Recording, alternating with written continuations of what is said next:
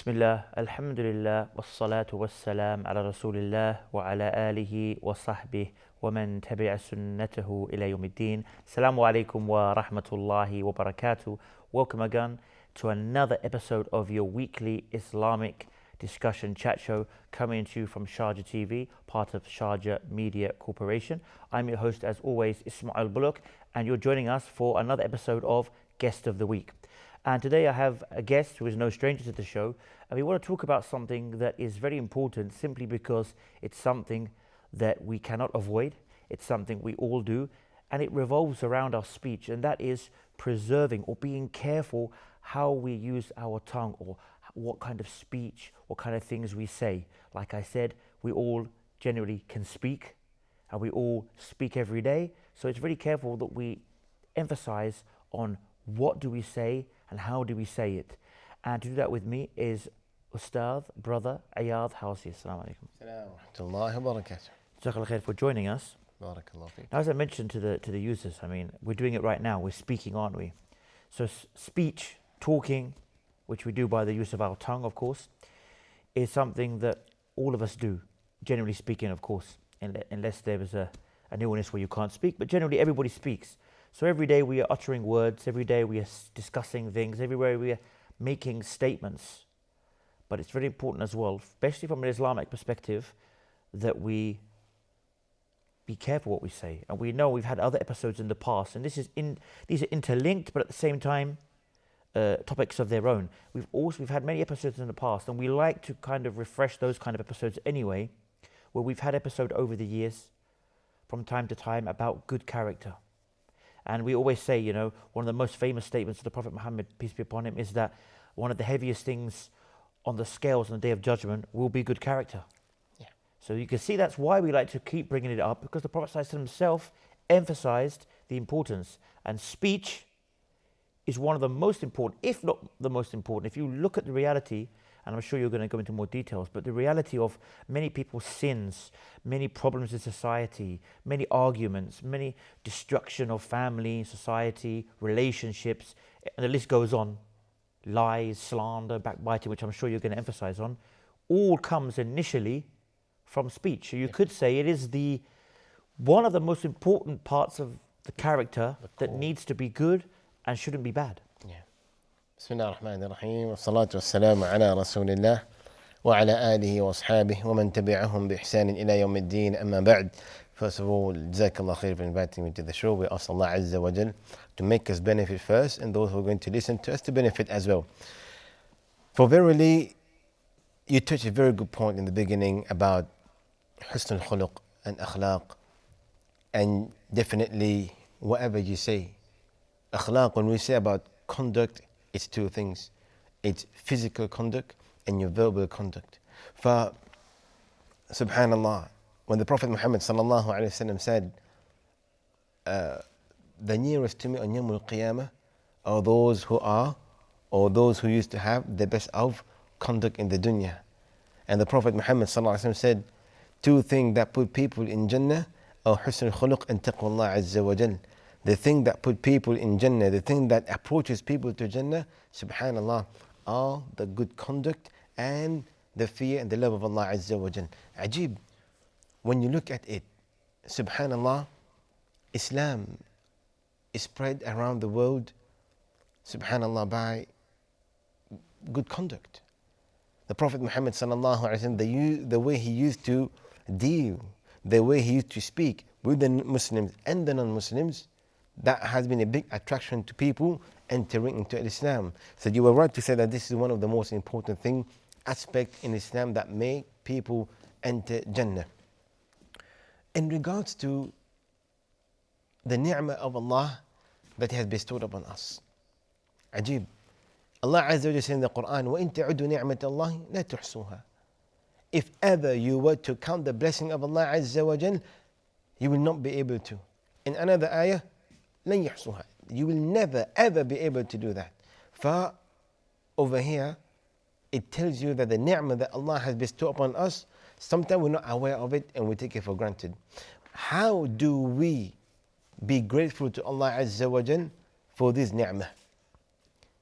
first and foremost is to use the ni'mah that Allah has bestowed upon you in His obedience, in the ta'ah of Allah Azza wa Jal. For example, Allah has given you the sight, use it in halal. Allah has given you the hearing, use it in halal. Allah has given you your foot and your hand, and you use it in the halal way.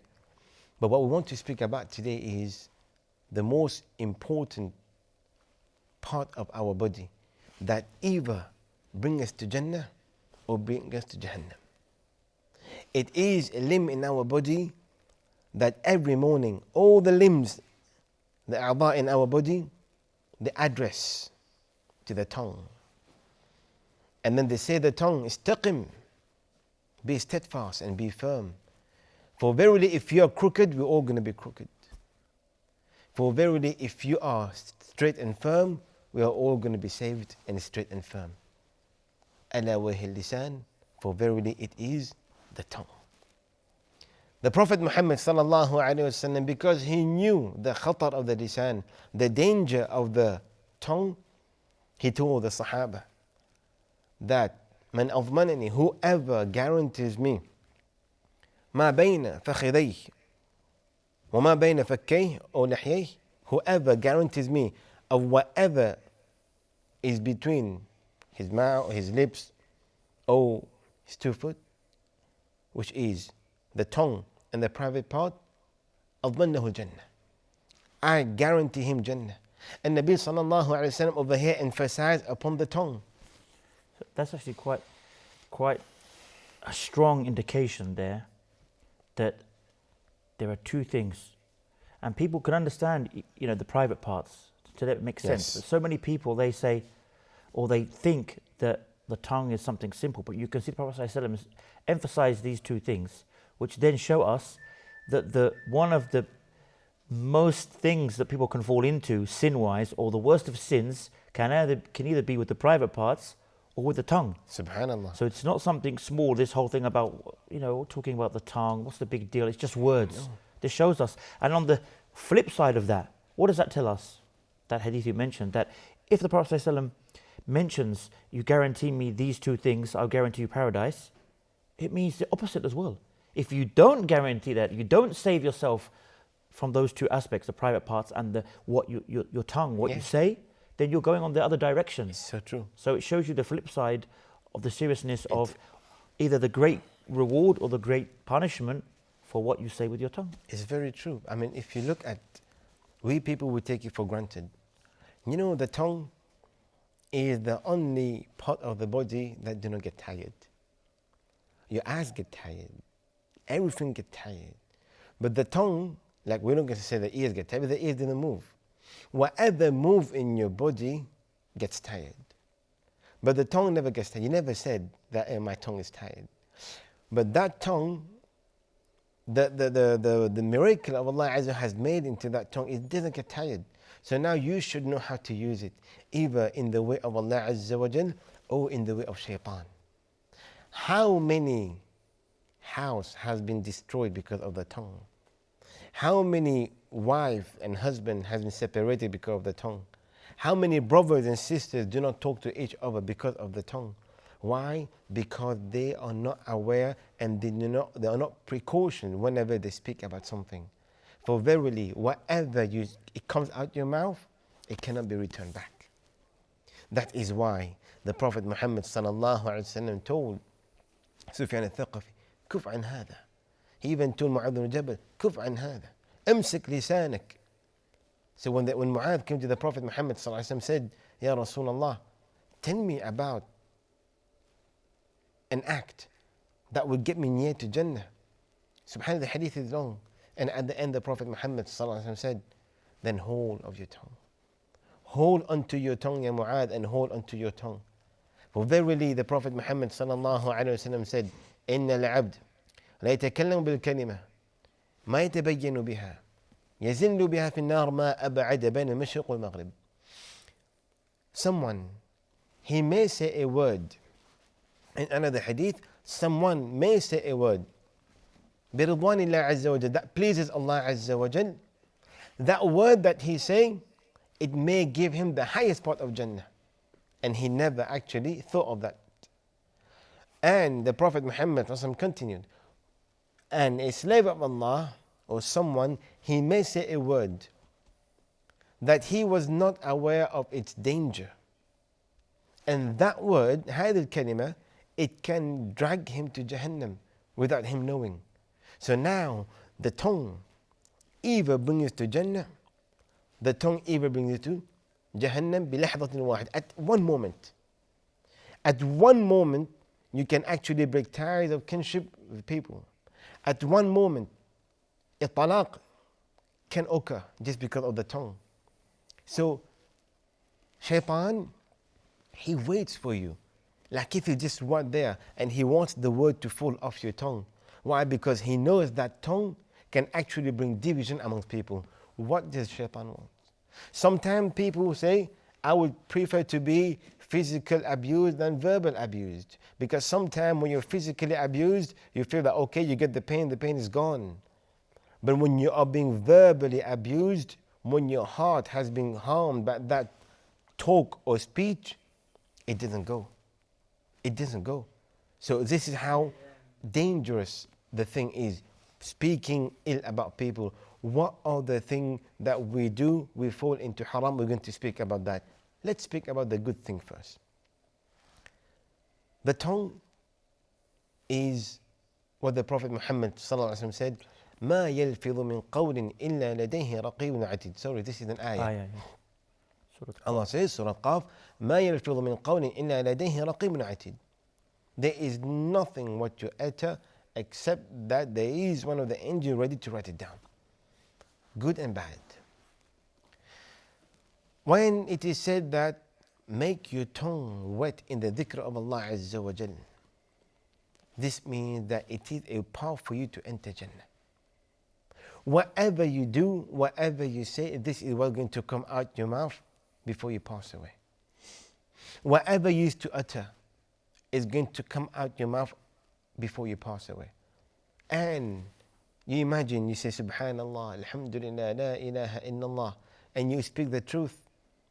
This is because at the time of lahzat al-maut or sakarat, or you want to call it, whatever is in your heart, this was going to be pronounced of your tongue. La ilaha illallah. Or whatever you used to do. We know someone, one of the shaykh, he was talking and he was saying, someone, he passed away in Jeddah. And before he passed away, he kept on saying one thing. He kept on saying, Makkah, Jeddah, Makkah, Jeddah. He said, La ilaha illallah. He kept on saying, Makkah, Jeddah. Why? Because that was his job. During Salah time, he was not going for Salah. When it was Salah time, he wouldn't mind. He would just take people taxi from Mecca, go to Jeddah, Jeddah, come to Mecca. That's what there in his heart. That was his full life. His life was dealt between Mecca and Jeddah. So his tongue was not into the dhikr of Allah Azza wa Jal. The Quran that you read is going to be witness for you. The adhkar that you do is going to be witness for you.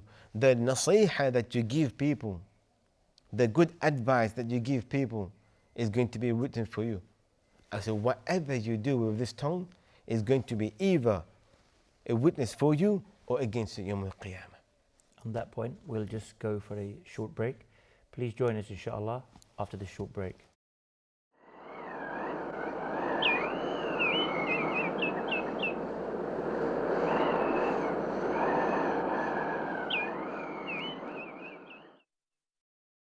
Assalamu alaikum and welcome back. Now, Brother Ayaz, just before the break, we started to touch upon the good things that one can use his tongue for, like the dhikr. And you gave us an example of a man, obviously, who on the time of death could only mention his daily taxi drive, because that's all he did. He didn't make dhikr. So this is something we started to touch upon, the good things that can be done with the tongue. Subhanallah. Of course, the reading of your Quran. So you imagine you reading the Quran, you're making your adhkar, you're making adhkar al-sabah wal-masa, you're speaking وَقُولُ قَوْلًا لَيِّنًا, you're speaking to people in a very nice way. قَوْلًا كَرِيمًا, you speak with your parents with a very nice and soft manner. So all these kind of things that you do, they're going to be witness for you on Yawm al-Qiyamah. So whenever we speak, we have to think twice. That is why the Prophet Muhammad sallallahu alaihi wasallam said, "Man kana yu'minu billahi wal yawmil akhir, falyaqul khayr aw liyasmut." Whoever believes in Allah and the last day, let him speak good or keep quiet.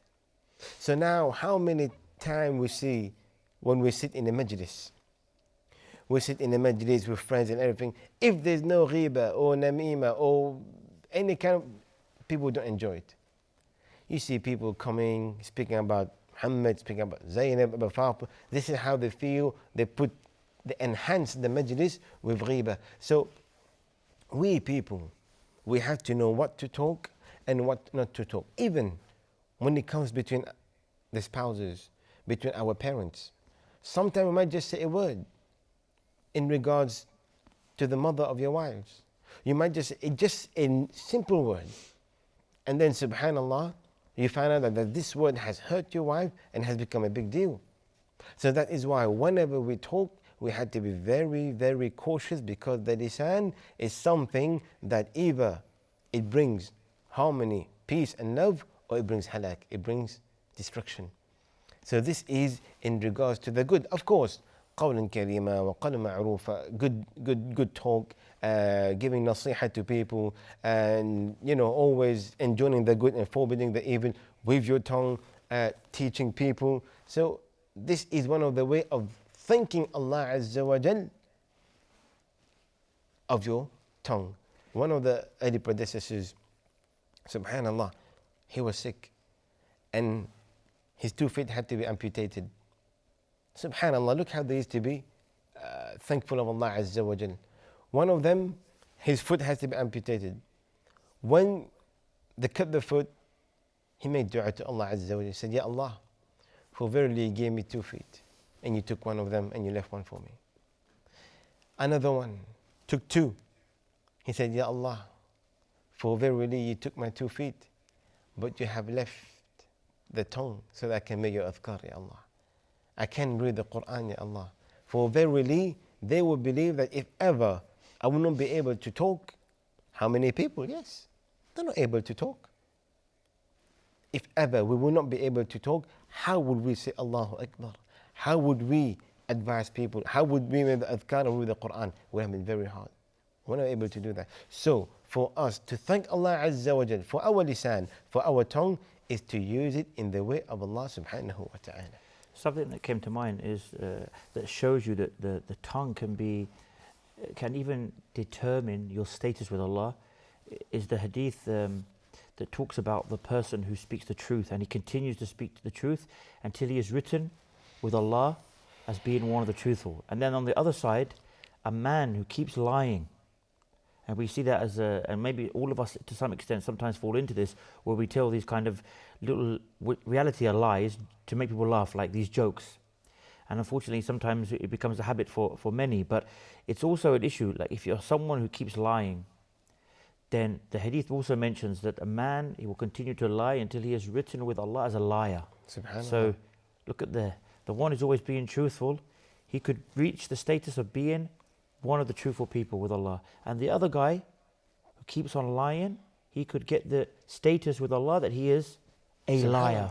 It's very true. So this is also important because it shows you. And another hadith that popped in my mind is that famous one where the Prophet ﷺ was, Mu'adh asked the Prophet ﷺ, are we taken into account by what we say? And he said to him, O Mu'adh, may your mother be bereft of you. Is it not that people will be dragged to the hellfire based upon what they said? Subhanallah. So we can see that there is a lot of, it's a serious consequences behind using what you say in a bad way or saying the wrong things. Subhanallah. Subhanallah. It's very true. I mean, if ever you were to look at the people, look at how we are around now. False promises when it's being done by people, false promises being done upon giving a contract, false promises. So all these, it brings stress, fatigue, and it even brings destruction to the relationship between people. If ever we were to look at how do we people fall into haram with our tongue, we can have a lot of things, especially when it comes to haram, that we need to be very, very careful about. For example, you see people now, because they take it the speaking, the speech as something very simple, they believe that, oh well, I'm doing my salah, I'm giving my zakah, I'm making my hajj, it's okay if I just speak ill about my maid. It's okay if I speak ill about my neighbor. It's fine. They take it as something normal. Like how Allah said, وَزَيَّنَ الشَّيْطَانَ أَعْمَالَهُم. Shaitan has made these deeds fair seeming. It's okay. They believe. What did the Prophet Muhammad say? He said, أَتَدْرُونَ مَا الْمُفْلِسِ? Do you know who are the muflis? He said, Ya Rasulullah, it's only you and Allah Azza wa Jalla knows. He says, those muflis. And then they said the one who got no dinar and no dirham. You know, a muflis is someone who's gone bankrupt. Someone who's whose business has gone down, who's got no money. But the muflis, on Yawm al-Qiyamah, they are the people who will come with big amount of salah, big amount of zakah, big amount of hajj, all good deeds. But at the same time, فَشَتَمَ هَذِهِ. He cursed that one. He spoke ill about that one. He made ghiba about this one. Allah Azza wa Jal, what did He do on that day? فَجَعَلْنَاهُ هَبَاءً مَنْثُورًا. All their deeds, what they have done, will go in vain. So now this tell you now, no matter how much ibadah you do, and you are not able to control your tongue, it's all in vain. It is all in vain. How many people, mashallah, you see them in the masajid, you see them, when you look at them, they look, but when they talk, their mouth, they call it a dirty tongue, a dirty mouth, filthy mouth. How come is anything happen? Let's start with this one. By always sending curse upon people. Many people do this. It becomes even a habit. Allah yal'anak. Allah yal'anak. Everything happen, you're driving, Allah yal'anak. La. Never ever get this into your tongue. Because what the Prophet Muhammad said, whenever you curse someone, ajib. Because look, you just cursed, probably you never meant. But you just said that out of anger, that la'na goes up in the sky. And the door of the closet, and the la'na comes down. If that person do not deserve it, it goes to you. So you have actually cursed yourself. So why do we put ourselves into this situation? And this again for the parents. How many parents, and I've spoken to them, today they regret. Because out of anger, they swore at their kids. They sent la'na upon their kids. And you know whatever the mother say. This is the power of the mother. Whatever dua, khair and shar they do, it's accepted, good or bad. And they say things to their kids and it really happen. I met parents like this.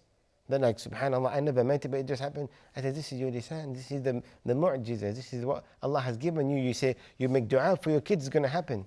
You make dua against your kids, it's going to happen. So that's why we had to be very careful, especially as parents. What dua we make for them and against them when we are angry. Especially when it comes to the la'an. As well as speaking in a vulgar manner. In a way, too, the Prophet Muhammad said, ليس المؤمن بالطاعان ولا اللعان ولا فاحش البذيء. You know, a mu'min is not someone who curse others. We haven't been sent over here to curse people. Like the Prophet Muhammad said, ما بعثت لعانا. I was not sent over here to curse people. For I was sent here at the mercy to humankind. So why do we, follower of the Prophet Muhammad, curse people? We were not even ordered by Allah Azza wa Jalla to curse the shaitan. The shaitan is cursed by Allah Azza wa Jalla. As for us, Allah Azza wa Jalla, فَاسْتَعِذْ. Allah said, then seek refuge. So people even say, لعنة الله على الشيطان. It didn't work. Allah didn't ask you to curse it. Allah asked you to seek refuge in Allah against the shaitan. And to stay away, لا تتبع خطوات الشيطان, to stay away from his footsteps, to stay away from him, seek refuge in him. So this is something, if ever. So why do we send curse upon the people? Even though someone deserves curse, don't send it. For a mu'min, the Prophet already said, ليس المؤمن باللعان. We are people who properly believe in Allah, we should not curse. Because if he or she does not deserve that curse, it's going to come to you, you're going to suffer. Same thing speaking bad about people, like swearing at people. Even though you might think it's something normal, for some people they might be offended. You call people, for example, you believe people a dog, you call people a dog, call people a monkey, you call people some kind of animals. Forget about swearing, about just a normal animal you call them. They could be offended. Because of this, you're going to be responsible in Yawm al-Qiyamah.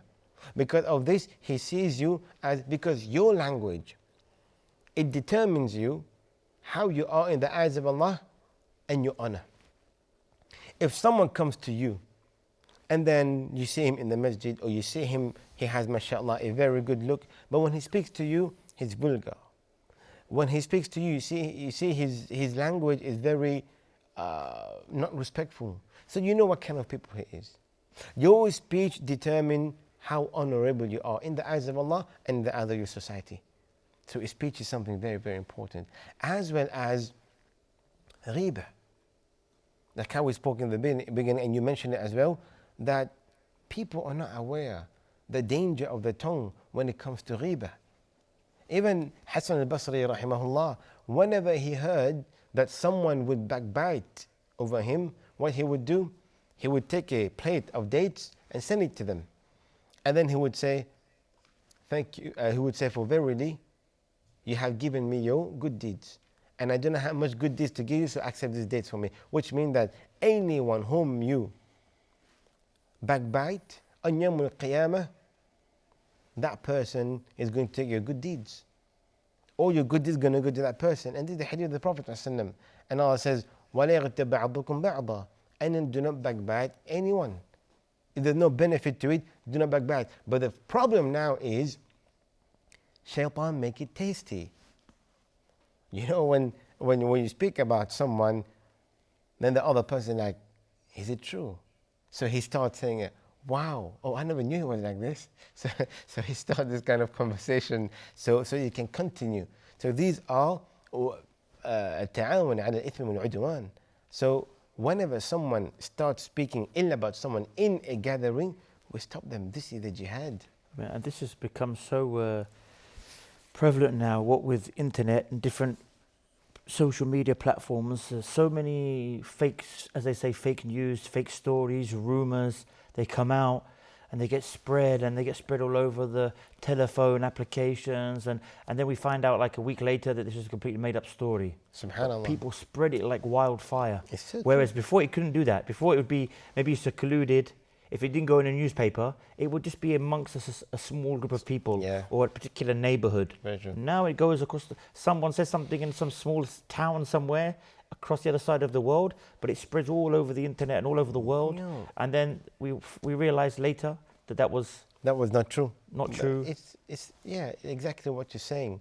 Like even talking about people that not supposed to be talking to. I'll just hold you on that point. Join us inshallah after this short break.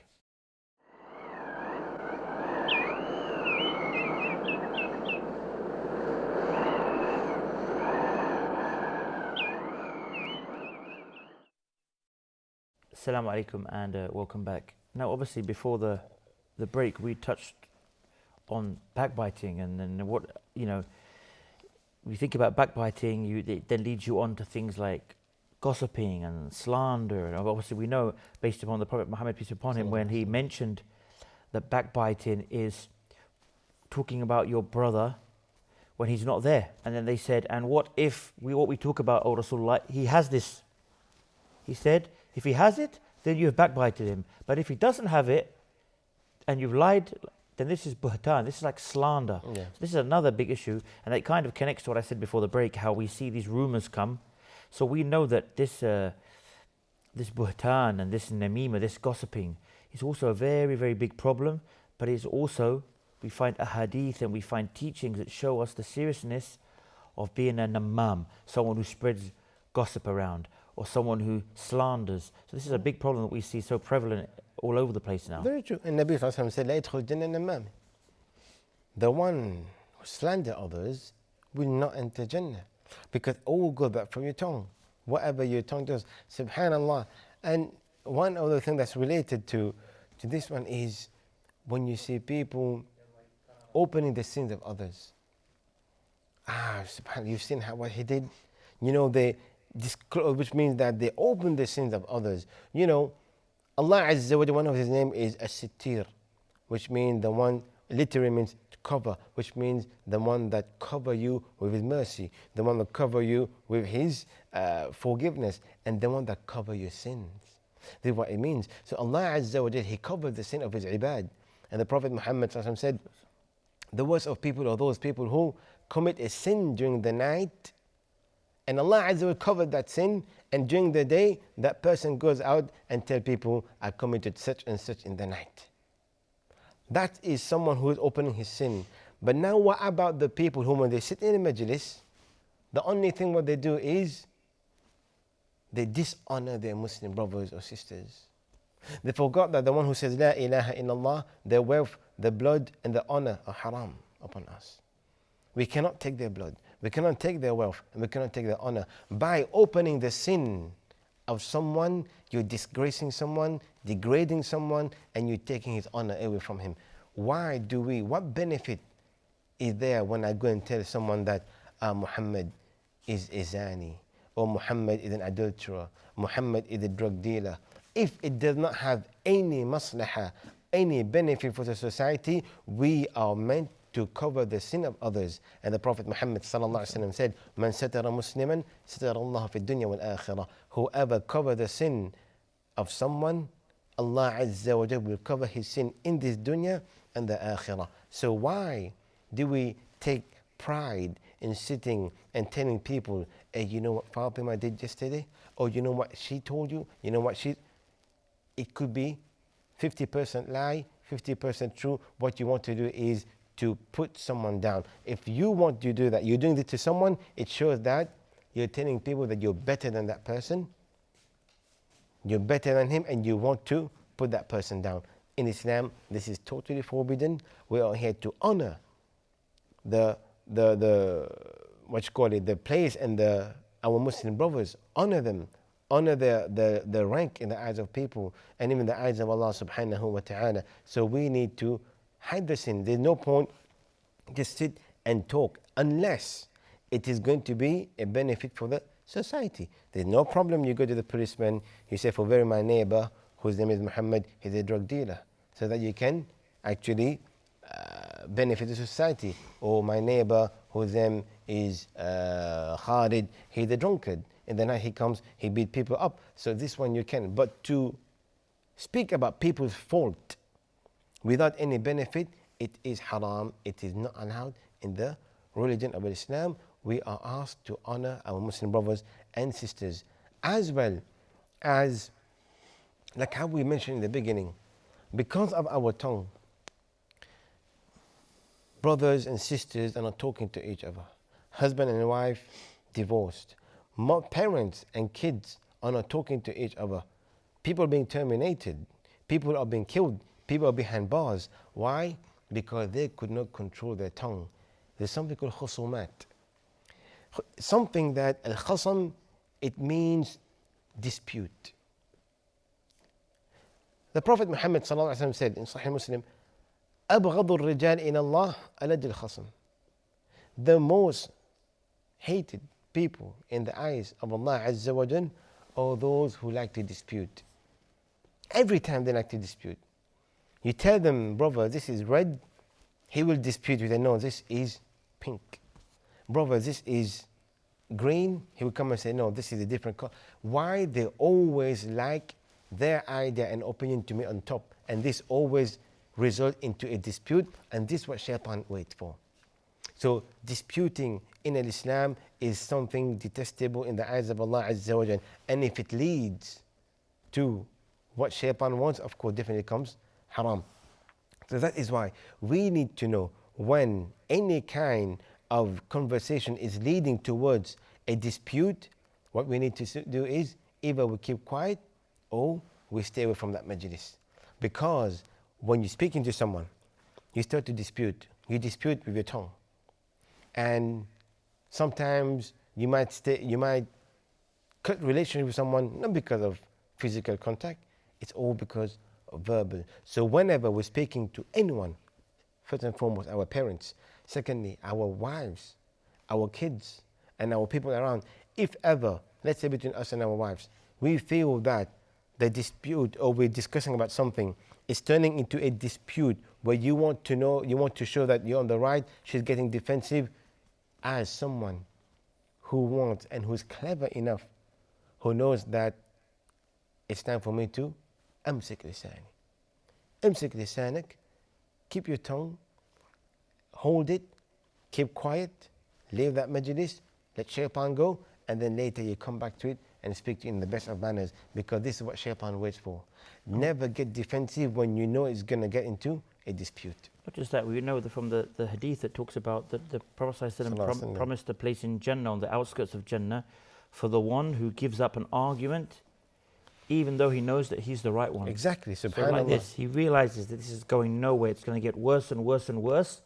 So as they say, he swallows his pride, or she swallows her pride, exactly, and says, I'll just give in, it's not a big deal. Yes. He'll think he's right. It's not like a matter of life or death, or it's a big important decision which will lose millions of dollars or something. It's just a discussion. Subhanallah. And that could be married, it could be mother, especially we could be talking about mother and father discussion. Sometimes it's better just to say, okay, yes mum, yes dad. Yes. Especially when the respect of the parents. It could be with your wife, it could be with your colleagues. You know you're right, but you can see it's just getting worse and worse. Temperatures are rising, tempers are flaring. Subhanallah. You step back and say, okay, yeah. Yes, because you know. And you could be one of those who get a house in Jannah. Allahu Akbar. Not easy to do sometimes, we have to be honest. Yes. But it's definitely something, if that's not going to persuade you to do it, then what will, kind of thing. Yes, exactly. And from the same hadith, brother, Jazakallah for reminding us, is whoever the Prophet Muhammad said, whoever stay away from joking, even though stay away from lying while joking, Allah Azza wa Jalla guarantee the health for him in the asker of Jannah. Subhanallah, if you look at it, how many times we have had some kind of dispute with our friends because it all started through joking. Sometimes you joke, but subhanallah, the joke that you made offended that person. It could be in regards to color, race, nationalities, hair, bald, the way they dress. Sometimes the way you joke has to be very, very careful. And because sometimes when people joke, they disgrace people. That's why al-mazah and al-sukhriyah, looking down upon people, is something we have to be very, very careful. لا يسخر قوم من قوم عسى أن يكونوا خيرا منكم. The Prophet Allah Azza says, يا أيها الذين آمنوا, all those who believe, don't make fun of others. Don't make fun of others. For very these people, they could be better than you in the eyes of Allah Azza wa Jal. Making fun of people, no matter they are rich, they are poor, no matter they got a defect, or they do not know what they're doing, or they fail in something, we have no right whatsoever to make fun of someone. As well as, of course, nowadays you see people going around singing songs, believing something okay, the song that got, the bad words, songs that are directing you and driving you towards muharramat. All these fall into the responsibility of the tongue on Yawm al-Qiyamah, as well as praising someone. How many times we praise people that do not deserve any praise? We praise people because we want something to gain from them. And this fall into a lie and call overpraising people, and this is something makruh in Islam, overpraising people. And that was the time the shu'ara used to do that back in the days. They would overpraise someone in order to get money. So we and the Prophet Muhammad said, if ever you want to praise someone, أحسبه على الله كذا وكذا لا أزكي على الله أحدا. I believe, inshallah, in the eyes of Allah, he's like this, he's like that.